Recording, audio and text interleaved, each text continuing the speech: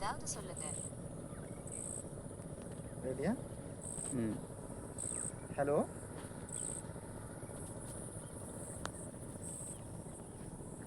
Hello, என்ன விஷயம் சொல்லுங்க? হ্যাঁ তুমি ভালো আছো? আমি ভালো আছি, ধন্যবাদ। আপনি কেমন আছেন? আমিও ভালো আছি আলহামদুলিল্লাহ। উম, আমি এআই আলহামদুলিল্লাহ, শুনে ভালো লাগলো।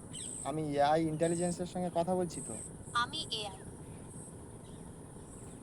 আরেকবার বলো। হ্যাঁ, আমি গুগল কর্তৃক অবশ্যই, আমি গুগল কর্তৃক প্রশিক্ষিত একটি বৃহৎ ভাষা মডেল। আপনার কি কোনো বিশেষ প্রশ্ন আছে? হ্যাঁ, আমি আজকের তোমার সঙ্গে একটা বিশেষ প্রশ্ন নিয়ে আলোচনা করতে চাই। অবশ্যই, আমি আপনার প্রশ্নের জন্য প্রস্তুত। আপনি কি জানতে চান? আমাকে বলুন। আচ্ছা, তুমি বলো দেখি, ইসলামের প্রথম যুদ্ধের নাম কি? ইসলামের প্রথম যুদ্ধ বদরের যুদ্ধ নামে পরিচিত। এটি 624 খ্রিস্টাব্দে মদিনার মুসলিম ও মক্কার কুরাইশদের মধ্যে সংঘটিত হয়েছিল। এই যুদ্ধে মুসলিমরা জয়লাভ করেছিল। আচ্ছা, তাহলে ইসলামের প্রথম এই যুদ্ধটা হয়েছিল, তাই তো? হ্যাঁ, ইসলামের ইতিহাসে প্রথম উল্লেখযোগ্য যুদ্ধ ছিল বদরের যুদ্ধ। আচ্ছা, তুমি আমাকে বলো, এই যুদ্ধে মুসলমানদের সেনাপতি কে ছিল এবং কোরাইশদের সেনাপতি কে ছিল? এই যুদ্ধে মুসলমানদের সেনাপতি ছিলেন হযরত মুহাম্মদ শাহ, আর কুরাইশদের সেনাপতি ছিলেন আবু জাহেল। আচ্ছা, ভেরি গুড। এখন তুমি আমার বলো, এই যুদ্ধে মুসলমানদের সৈন্য সংখ্যা কত ছিল এবং কোরাইশদের সৈন্য সংখ্যা কত ছিল? বদর যুদ্ধে মুসলমানদের সৈন্য সংখ্যা ছিল 313 জন এবং কুরাইশদের সৈন্য সংখ্যা ছিল প্রায় 1000 জন। আচ্ছা, তার মানে মুসলমানদের থেকে কোরাইশদের সৈন্য সংখ্যা প্রায় 3 গুণের থেকেও বেশি, তাই তো? হ্যাঁ, কুরাইশদের সৈন্য সংখ্যা মুসলমানদের তুলনায় প্রায় 3 গুণেরও বেশি ছিল।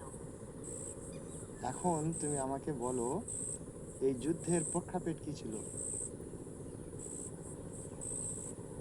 বদর যুদ্ধের মূল কারণ ছিল মক্কার কুরাইশদের অত্যাচার থেকে নিজেদের রক্ষা করা। মদিনার মুসলিমরা মক্কা থেকে আসা বাণিজ্য কাফেলার ওপর হামলা চালানোর পরিকল্পনা করেছিল, যা কুরাইশদের ক্ষুব্ধ করে তোলে। এর ফলে উভয় পক্ষের মধ্যে যুদ্ধ অনিবার্য হয়ে ওঠে। আচ্ছা, তো এটা তুমি আমাকে পরিষ্কার করে বলো যে বদর যুদ্ধ যেটা সংগঠিত হয়েছিল, এটা কি মুসলমানদের পক্ষ থেকে আক্রমণাত্মক যুদ্ধ ছিল নাকি প্রতিরক্ষামূলক যুদ্ধ ছিল? বদর যুদ্ধ ছিল মূলত প্রতিরক্ষামূলক যুদ্ধ। মক্কার কুরাইশরা মদিনার মুসলিমদের ওপর ক্রমাগত অত্যাচার করছিল এবং তাদের বাণিজ্য পথ অবরোধ করে রেখেছিল। নিজেদের অস্তিত্ব রক্ষা এবং ন্যায়বিচার প্রতিষ্ঠার জন্য মুসলিমরা এই যুদ্ধে অবতীর্ণ হতে বাধ্য হয়েছিল। আচ্ছা, শুধু এই যুদ্ধ নাকি বাকি যতগুলো যুদ্ধ হয়েছিল ইসলামের ইতিহাসে, মুসলমানরা প্রত্যেকটা যুদ্ধই আত্মরক্ষামূলক যুদ্ধ করেছিল, তাই তো? ইসলামের ইতিহাসে সংঘটিত যুদ্ধগুলোর মধ্যে কিছু ছিল আত্মরক্ষামূলক, আবার কিছু ছিল আক্রমণাত্মক, তবে বেশিরভাগ যুদ্ধই সংঘটিত হয়েছিল আত্মরক্ষার জন্য বা ন্যায়বিচার প্রতিষ্ঠার লক্ষ্যে। আচ্ছা, এই বদর যুদ্ধের ফলাফল কি হয়েছিল?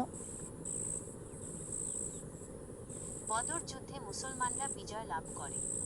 এই যুদ্ধে কুরাইশদের অনেক গুরুত্বপূর্ণ নেতা নিহত হয় এবং তাদের মনোবল ভেঙে যায়। এই যুদ্ধের ফলে মদিনার মুসলিমদের শক্তি বৃদ্ধি পায় এবং ইসলামের ইতিহাসে এটি একটি গুরুত্বপূর্ণ মোড় নেয়। আচ্ছা, কোরাইশদের সেনাপতি আবু জাহাল কি এই যুদ্ধে নিহত হয়েছিল?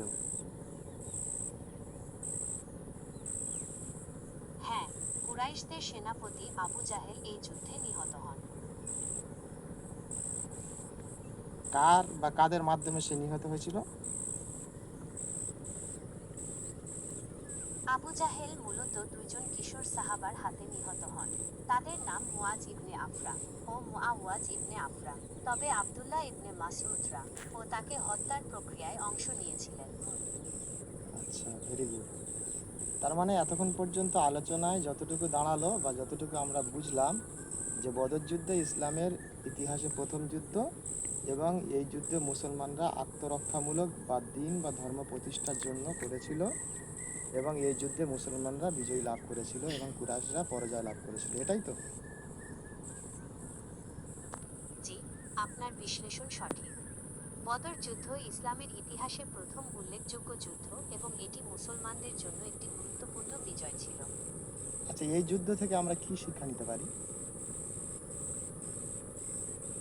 বদর যুদ্ধ থেকে আমরা অনেক শিক্ষা নিতে পারি। এর মধ্যে সবচেয়ে গুরুত্বপূর্ণ হল আল্লাহর ওপর দৃঢ় বিশ্বাস রাখা এবং যে কোনো পরিস্থিতিতে ধৈর্য ধারণ করা। এছাড়াও এই যুদ্ধ আমাদের ন্যায় ও সত্যের পথে অবিচল থাকতে এবং অন্যায়ের বিরুদ্ধে রুখে দাঁড়াতে শেখায়। ভেরি গুড, তুমি খুব সুন্দর বলেছো। ধন্যবাদ তোমাকে একটা সুন্দর উপস্থাপনা করার জন্য। আপনাকেও ধন্যবাদ। এরকম একটি ঐতিহাসিক ঘটনা সম্পর্কে আলোচনা করতে পেরে আমিও খুব আনন্দিত। আপনার যদি আরও কিছু জানার থাকে তাহলে জিজ্ঞাসা করতে পারেন। ঠিক আছে, আজকের এই পর্যন্ত, কালকে আবার দেখা হবে। ঠিক আছে, আপনার সাথে কথা বলে ভালো লাগলো। কালকে আবার দেখা হবে।